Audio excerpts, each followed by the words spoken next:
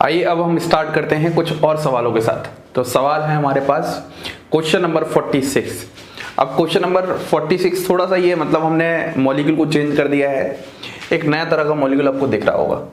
फिर से आपको सबसे पहले बताना है कायरल सेंटर है या नहीं है। तो यहाँ पर मैंने डबल बॉन्ड लगा रखी है, यहाँ पर इस तरफ Cl है ऊपर की तरफ, यहाँ पर इस तरफ Cl है ऊपर की तरफ, यहाँ पर Cl है ऊपर की तरफ, यहाँ पर Cl है ऊपर की तरफ।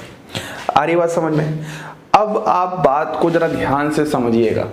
सबसे पहले अगर मैंने कायरल सेंटर बोला है तो यहाँ पर देखो, अगर मैं इस वाले को रैंडमली ऐसे उठाता हूँ तो यहाँ पर क्या होगा, डैश के ऊपर H होगा। दो ग्रुप अलग हो चुके हैं, यहाँ पर इस तरफ डबल बॉन्ड है और यहाँ पर इस तरफ डबल बॉन्ड नहीं है, तो हम बोलेंगे चारों ही ग्रुप यहाँ पर क्या है, डिफरेंट है। तो यहाँ पर हमारे पास कायरल सेंटर प्रेजेंट है। आ रही बात समझ में? ऐसे ही अगर मैं इस क्वेश्चन में सबसे पहले मैं सारे ही कायरल सेंटर को आपको समझा देता हूँ। इस क्वेश्चन में अगर मैं आपको दिखाऊंगा तो इस क्वेश्चन में आपके पास क्या है, यहाँ पर देखो, यहाँ पर फिर से भैया यहाँ पर भी कायरल सेंटर प्रेजेंट होगा, आप बना के देख लो।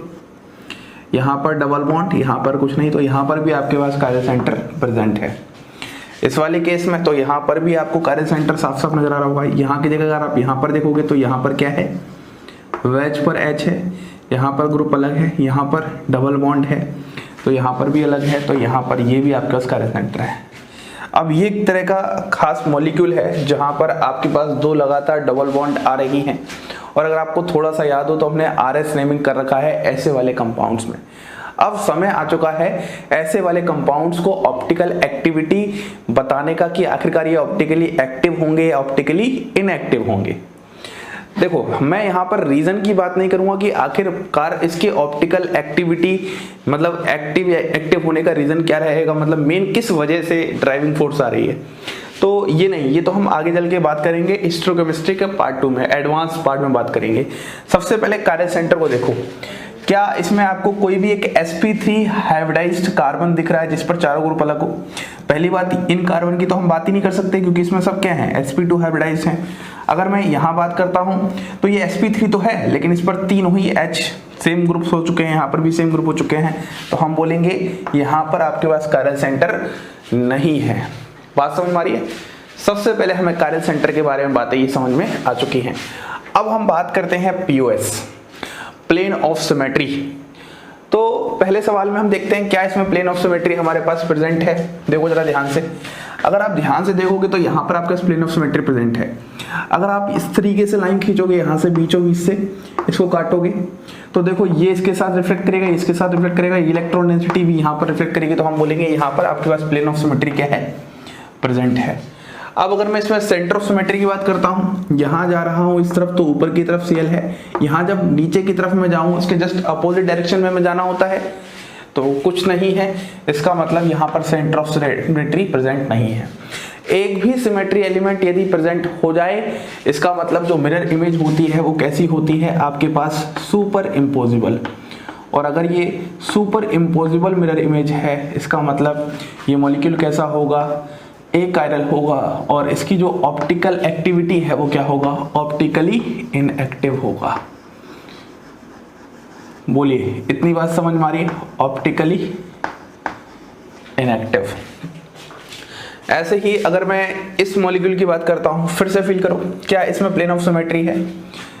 फील करो पहले एक बार, इसको आप अगर काटोगे यहाँ से फिर से, तो यहाँ पर भी आपको प्लेन ऑफ सिमेट्री नजर आ जाएगी।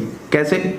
ऊपर की तरफ Cl, ऊपर की तरफ Cl, यहाँ पर नीचे की तरफ Cl, यहाँ पर नीचे की तरफ Cl, रिफ्लेक्ट हो रहा है पूरा का पूरा पार्ट, यहाँ डबल बॉन्ड इलेक्ट्रॉन डेंसिटी, यहाँ डबल बॉन्ड इलेक्ट्रॉन डेंसिटी, मतलब यहाँ पर भी आपके पास प्लेन ऑफ सिमेट्री प्रेजेंट है। अगर मैं यहाँ सेंटर ऑफ सिमेट्री देखूंगा, थोड़ा सा ध्यान से देखना आप, यहाँ पर अगर आप सेंटर ऑफ सिमेट्री देखोगे तो देखो इन दोनों ही केसेस में क्या फर्क है सेंटर ऑफ सिमेट्री के लिए, इस पॉइंट को सबसे पहले समझो। यहाँ सेंटर पे हो, यहाँ ऊपर की तरफ Cl है, यहाँ पर नीचे की तरफ Cl है, यहाँ नीचे की तरफ Cl है, यहाँ ऊपर की तरफ Cl है, यहाँ जा रहे हो खाली, यहाँ जा रहे हो खाली। अब मैं अगर इस वाले एग्जांपल में देखूंगा तो यहाँ पर सेंटर ऑफ सिमेट्री आपको नहीं मिलने वाली। दोनों को एक बार अगर कंपेयर करोगे, यहाँ पर मिल रही है, यहाँ पर तो आपके पास सेंटर ऑफ सिमेट्री प्रेजेंट है। अगर यहाँ पर आपके पास सेंटर ऑफ सिमेट्री प्रेजेंट है तो ये क्या हो जाएगा आपके पास, सुपर इम्पोजिबल।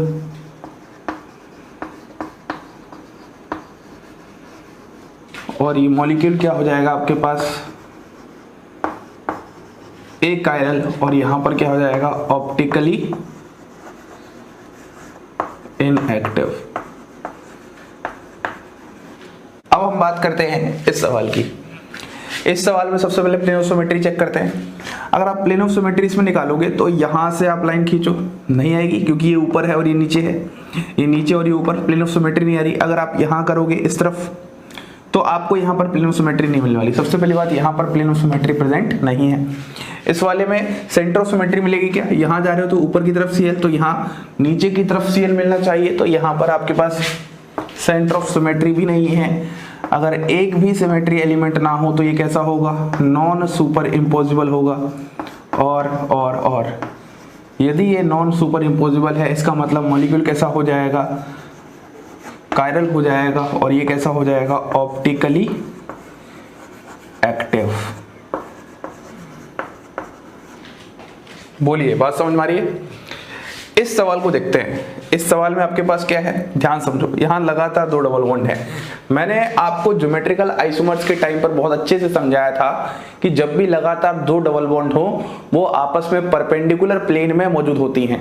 तो सबसे पहले आपको इस मॉलिक्यूल को ये समझ में आना चाहिए आखिरकार ये दिखता कैसा है, और ये बात सारी की सारी मैंने आपको डिटेल में कर रखी है ज्योमेट्रिकल आइसोमर में, अगर आपको याद हो दिखता कैसा है। क्योंकि जब तक आप इस मॉलिक्यूल को नहीं समझ पाओगे दिखता कैसा है, तब तक आप इसमें plane of symmetry, centre of symmetry को कभी भी नहीं बता पाने वाले। ठीक है, देखो समझते हैं मॉलिक्यूल कैसा है।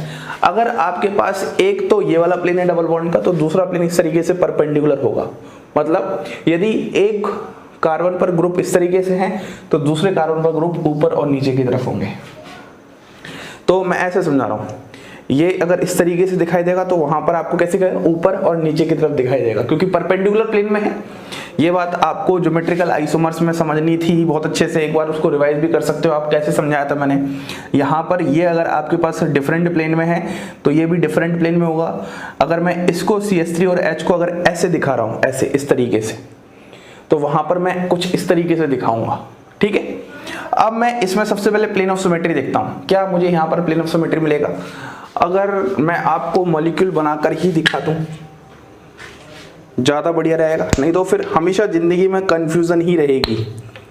तो मैं तो यही चाहता हूं आपकी सारी परेशानियां मुझे मिल जाएं और आपको कभी भी इसमें दिक्कतें ना हों। तो पहले मैं एक बार मॉलिक्यूल बना लेता हूं बहुत अच्छे से। डबल बॉन्ड यहाँ पे भी है,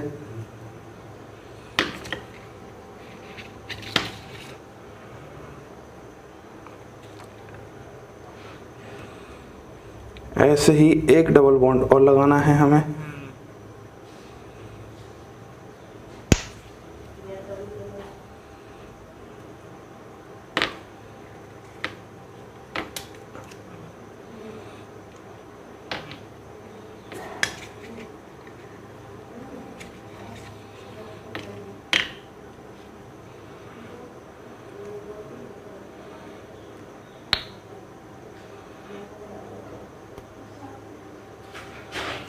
एक रेड वाला और हो जाएगा ये वाला। ठीक है, तो ये आपके पास है मॉलिक्यूल। जरा ध्यान से मॉलिक्यूल को फील करने की कोशिश करो।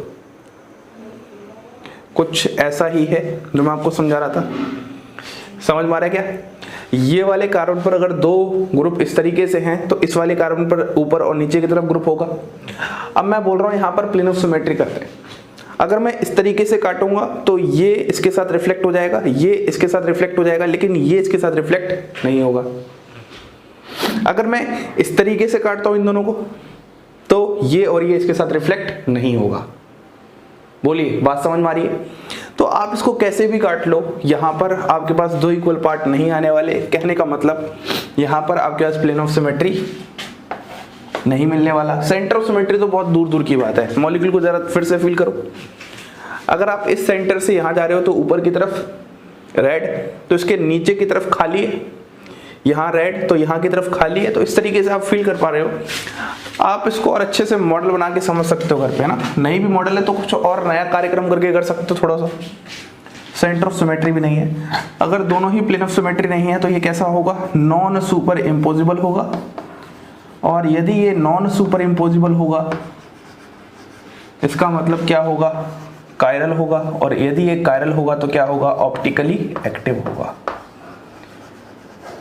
बस इतनी बातें समझनी है। तो और कुछ क्वेश्चंस इसी लास्ट मॉलिक्यूल से रिलेटेड हम लोग और देखते हैं। तो अब हम कुछ और वैसे ही मॉलिक्यूल्स की बात कर लेते हैं जहां पर डबल बॉन्ड है। देखो ये एक स्पेशल कैटेगरी ऑफ मॉलिक्यूल है, इसमें बहुत ध्यान से आपको सारे क्वेश्चंस का जवाब देना होता है। सबसे पहली एक बात तो पक्की है, इन सभी मॉलिक्यूल में आपको कोई भी कायरल सेंटर नहीं मिलने वाला। ये चीज तो एकदम मतलब फिट कर लो दिमाग में।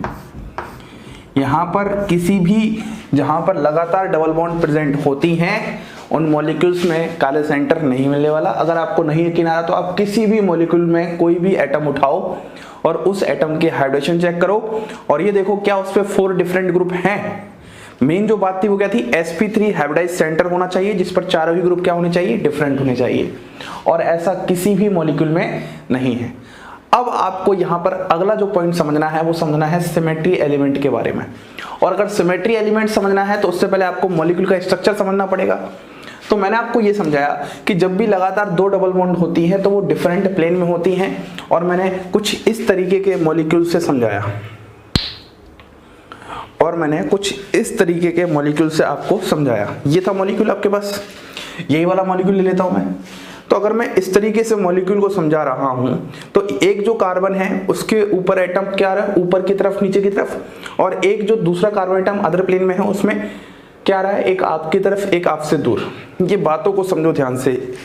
यहाँ पर ये 3 कार्बन हैं, ये डबल बॉन्ड दिखा रहे हैं, ये डिफरेंट प्लेन में है, ये डिफरेंट प्लेन में है। इतनी बात समझ में आ रही है। अगर ये डिफरेंट प्लेन में है इसका मतलब मैं क्या बोल रहा हूँ, अब आपको यहाँ पर ये समझना है क्या इसमें प्लेन ऑफ सिमेट्री है।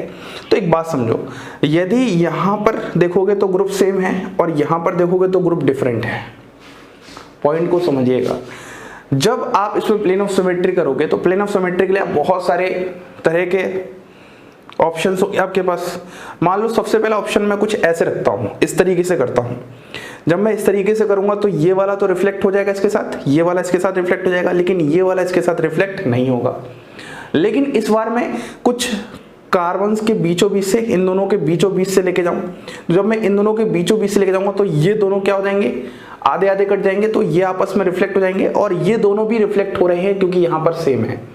पिछले वाले मॉलिक्यूल में दिक्कत क्या थी, यहां पर भी 2 डिफरेंट मॉलिक्यूल थे, यहां पर भी 2 डिफरेंट ग्रुप्स थे, यहां पर भी 2 डिफरेंट ग्रुप्स थे। बोलिए, जिसकी वजह से आप किसी भी तरीके से काटोगे आपको वहां पर प्लेन ऑफ सिमेट्री नहीं मिलती। लेकिन इस मॉलिक्यूल में अगर आप कुछ इस तरीके से इन दोनों येलो के बीचों बीच से लेके जाओगे तो ये दोनों तो कट के क्या हो जाएंगे, रिफ्लेक्ट हो जाएंगे आधे आधे, और ये वाला भी आपस में रिफ्लेक्ट होगा। मतलब यहां पर हमारे पास प्लेन ऑफ सिमेट्री प्रेजेंट क्यों है, ये तो डिफरेंट है लेकिन यहां पर डिफरेंट ना होने की वजह से अगर मैं यहां से काटना स्टार्ट करूं तो ये दोनों आपस में रिफ्लेक्ट हो ही जाएंगे। यही मैं समझा रहा हूं कि यदि आप ऐसे काटोगे तो ऐसे क्यों नहीं मिल रहा, क्योंकि ये इसके साथ रिफ्लेक्ट नहीं कर रहा, रेड येलो के साथ रिफ्लेक्ट नहीं कर रहा। लेकिन अगर आप ऐसे काटोगे इस तरीके से, आलू कट बोलते हैं इसको, स्लाइस कट, जैसे आलू कट करते हैं स्लाइस कट करते हैं, तो ये बात आपको समझनी पड़ेगी यहां पर। ठीक है, तो यहां पर हम एक बात बोलेंगे कि हमारे पास यहां पर प्लेन ऑफ सिमेट्री प्रेजेंट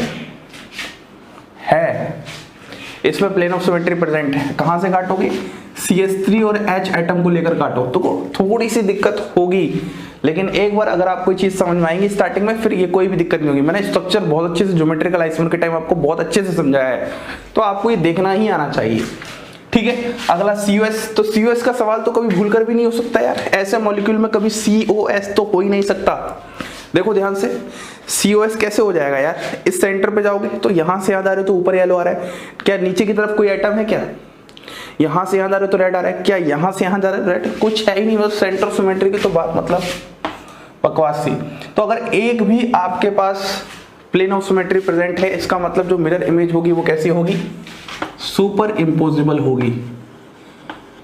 अगर एक भी सिमेट्री एलिमेंट आपके पास प्रेजेंट है, mirror image super imposable, molecule कैसा होगा, ए कायरल, और ऑप्टिकल एक्टिविटी कैसी होगी, ऑप्टिकली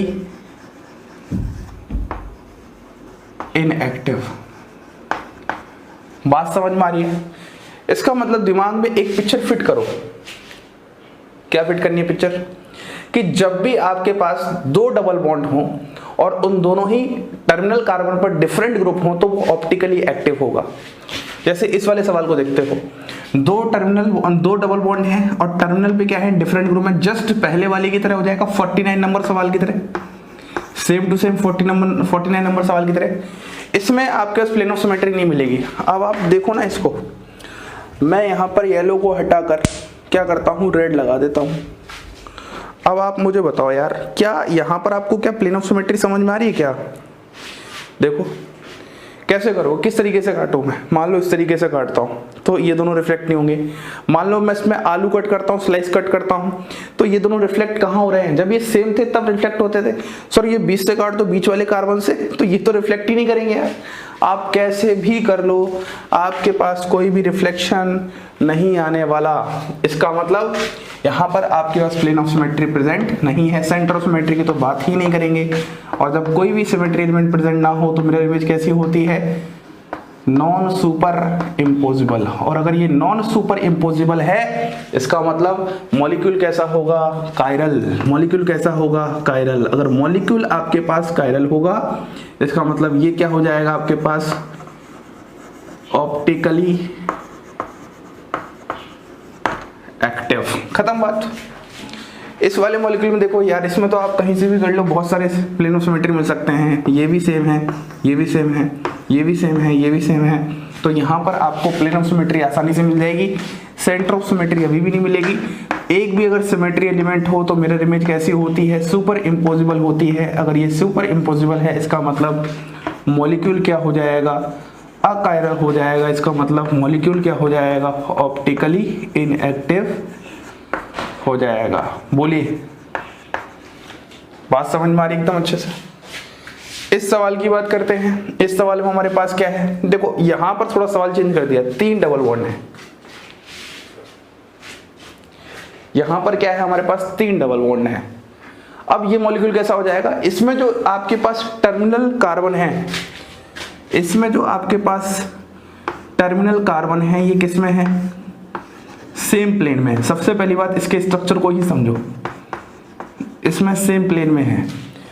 अब यदि ये सेम प्लेन में है तो इसका मतलब मैं इसका भी स्ट्रक्चर बना के दिखा देता हूं आपको, ताकि कंफ्यूजन नाम की चीज ना रहे।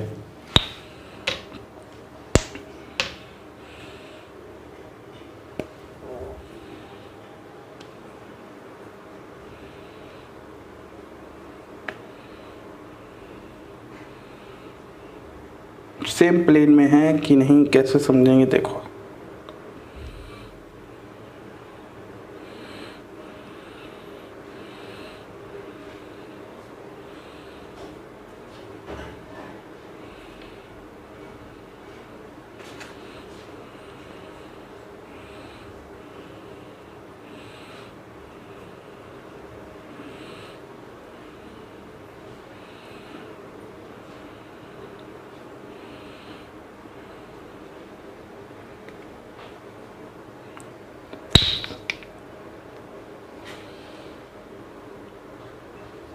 मॉलिक्यूल को बनाते हैं। देखो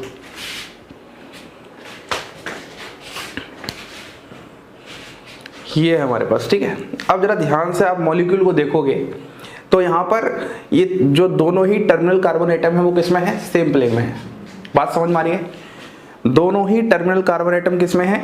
सेम प्लेन में है। अगर सेम प्लेन में है, इसका मतलब ये भी प्लेन पे लाई करेगा एक ही, और ये भी एक ही प्लेन पे लाई करेगा।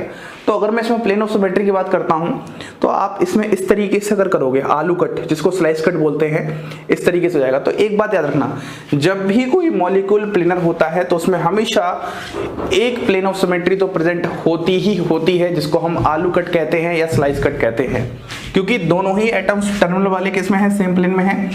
तो इसीलिए यहाँ पर क्या होगा? प्लेन ऑफ सिमेट्री प्रेजेंट होगा। और हमेशा याद रखना, एक मॉलिक्यूल जो प्लेनर होता है उसमें हमेशा प्लेन ऑफ सिमेट्री प्रेजेंट होती है, और वो प्लेन ऑफ सिमेट्री कौन सी होती है? स्लाइस कट, जिसको आलू कट कहते हैं। सेंटर ऑफ सिमेट्री की बात करते हैं। देखो इस मॉलिक्यूल में तो ऐसा सच नजर नहीं आ रही है, लेकिन अगर मैं इस एटम को चेंज कर दूं तो यहाँ पर फिर बन जाएगी। तो यहाँ पर येलो, तो यहाँ पर अगर येलो होता तो येलो, मतलब सेंटर ऑफ सिमेट्री आने के चांसेस हो सकते थे। यहाँ पर देखोगे तो यहाँ से H जा रहे हैं, वो यहाँ से Cl जा रहे हैं, यहाँ से H, यहाँ Cl, तो इसमें तो नहीं है। लेकिन हाँ, प्लेन ऑफ सिमेट्री तो प्रेजेंट है। अगर प्लेन ऑफ सिमेट्री प्रेजेंट है तो एक भी अगर सिमेट्री एलिमेंट प्रेजेंट होता है तो उसकी मिरर इमेज कैसी होती है? आपके पास सुपर इम्पोजिबल मिरर इमेज होती है। और यदि मिरर इमेज आपके पास सुपर इम्पोजिबल है तो मॉलिक्यूल कैसा होगा? अकायरल होगा। और कैसा होगा? Optically inactive. तो एक बात आप नोट कर लो, दुनिया का कोई भी मॉलिक्यूल यदि प्लेनर है, यदि एक प्लेन पे ही लाई करता है, तो उसमें हमेशा और हमेशा एक प्लेन ऑफ सिमेट्री प्रेजेंट होती ही होती है, जिसको हम स्लाइस कट या फिर आलू कट कहते हैं। आइए कुछ और एग्जांपल्स को इसी तरीके के कंपाउंड्स में, जिसमें स्पाइरो कंपाउंड्स होते हैं, उनको देख लेते हैं। तो आइए अब हम कुछ और क्वेश्चंस को देख लेते हैं। क्वेश्चन नंबर 54 देखते हैं। देखो, आपको भले ही एक नए तरह का कंपाउंड लग रहा है, लेकिन ये सारे कंपाउंड्स पहले मैंने आपको ज्योमेट्रिकल आइसोमर्स के टाइम अच्छे से समझा रखे हैं। मैं बार बार ज्योमेट्रिकल आइसोमर्स का नाम क्यों ले रहा हूँ? क्योंकि किसी भी मॉलिक्यूल को देखने का तरीका सिर्फ एक ही बार समझा जाता है, बार बार थोड़ा ना समझा जाएगा। अगर आप मुझे देख रहे हो तो एक ही बार तो आप देख रहे हो कि हाँ, कि सर किस तरीके से दिखते हैं, क्या है।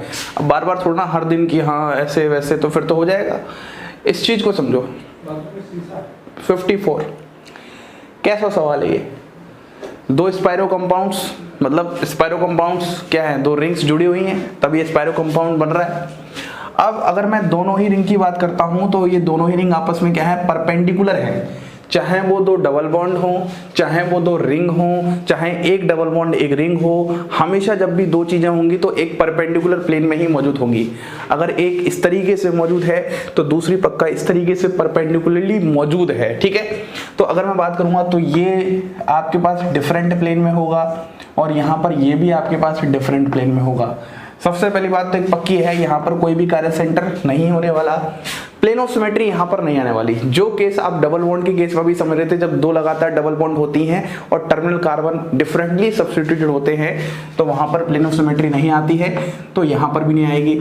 यहाँ पर सेंटर ऑफ सिमेट्री भी नहीं है। इसका मतलब यहाँ पर इनकी जो मिरर इमेज है वो कैसी है? Non super imposable mirror image है। Non super imposable mirror image है।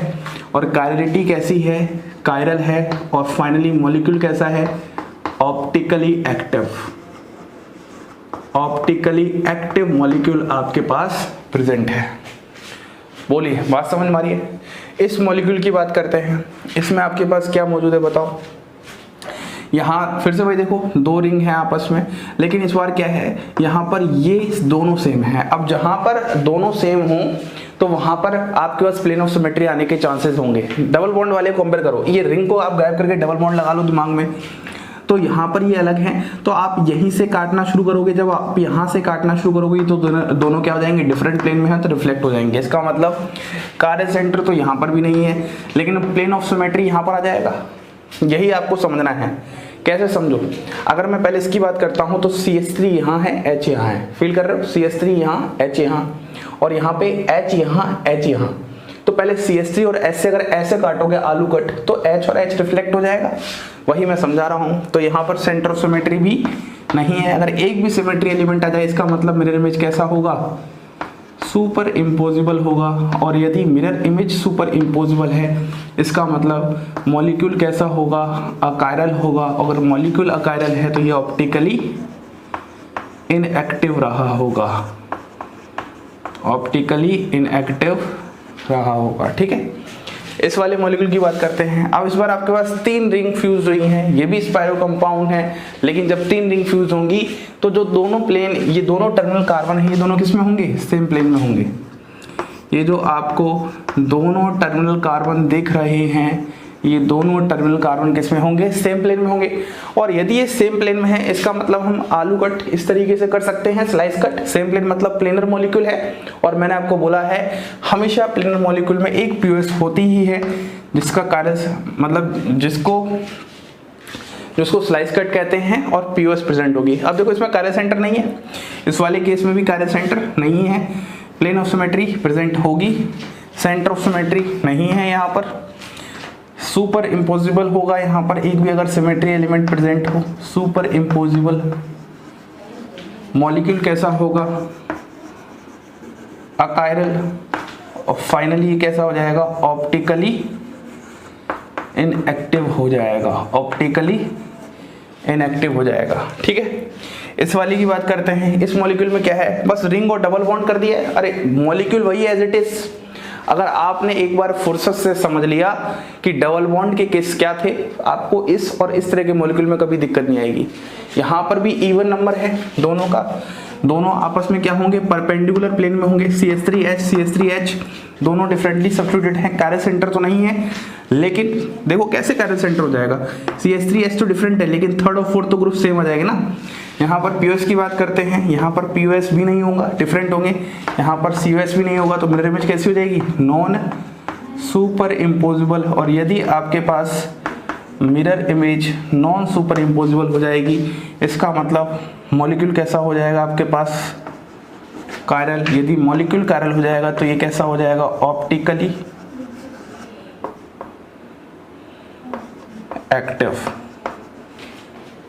अगर फाइनली मैं इस मॉलिक्यूल की बात करता हूं, इसमें ये दोनों आपस में परपेंडिकुलर प्लेन में तो हैं, लेकिन यहाँ पर एटम सेम आ जा रहे हैं, तो आप इस तरफ से भी काट सकते हो, आप यहाँ से भी काट सकते हो। ये दोनों एक प्लेन में नहीं है, डिफरेंट प्लेन में। फिर बता रहा हूँ मैं, आप कहीं से भी काटोगे तो ये भी आपस में रिफ्लेक्ट कर जाएगा और ये भी आपस में रिफ्लेक्ट कर जाएगा।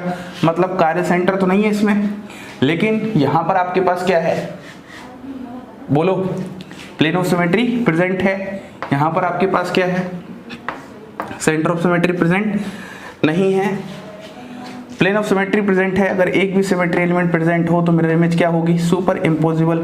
और अगर मिरर इमेज सुपर इम्पोजिबल है, इसका मतलब मॉलिक्यूल क्या होगा आपके पास, अकायरल। और यदि मॉलिक्यूल अकायरल है, इसका मतलब ये हो जाएगा ऑप्टिकली इनएक्टिव। इतनी सी बात आपको अच्छे से समझनी है। बोलिए, क्या आपको इस लेक्चर में समझ में आ चुका है? अब थोड़ा अगर आप ध्यान से देखोगे चार्ट को, तो आपने एक बात गौर की होगी, ऐसा बिल्कुल भी जरूरी नहीं होता कि कायरल सेंटर जब प्रेजेंट हो तभी मॉलिक्यूल ऑप्टिकली एक्टिव होगा। ऐसा भी हो सकता है जब कायरल सेंटर ना हो तब भी आपके पास मॉलिक्यूल क्या है, ऑप्टिकली एक्टिव। और ये हमने बात पहले कर रखी है कि किसी भी मॉलिक्यूल के ऑप्टिकली एक्टिव होने के लिए कायरल सेंटर कोई भी नेसेसरी और सफिशिएंट कंडीशन नहीं होती। ऑप्टिकली एक्टिव होने के लिए chirality is the necessary and sufficient condition. हाँ, लेकिन हमने एक बात और पढ़ी थी, यदि मॉलिक्यूल के पास सिर्फ एक ही कायरल सेंटर होगा तो उसमें वह पक्का ही ऑप्टिकली एक्टिव रहा होगा, क्योंकि उसकी mirror image non super imposable होगी। और mirror image non super imposable necessary condition होती है कायरलिटी की, कायरल मॉलिक्यूल की। इसीलिए अगर कोई कायरल मॉलिक्यूल है तो वह कैसा होगा, ऑप्टिकली एक्टिव। तो ये कुछ डिफरेंट एग्जांपल्स थे, नए कैटेगरी ऑफ कंपाउंड्स थे। इनको फिर से आप एक बार प्रैक्टिस करिएगा, नहीं समझ में आए बताइएगा, एक बार फिर समझाने की कोशिश करेंगे। लेकिन पहले यार 1 2 3 4 बार कोशिश करो। जब आप कोशिश करोगे, एफर्ट्स लगाओगे, तो आपको इंटरेस्ट लगेगा कि आखिरकार मॉलिक्यूल दिखेगा ही कैसा। ऐसे ही और कुछ set of molecules upon start करेंगे।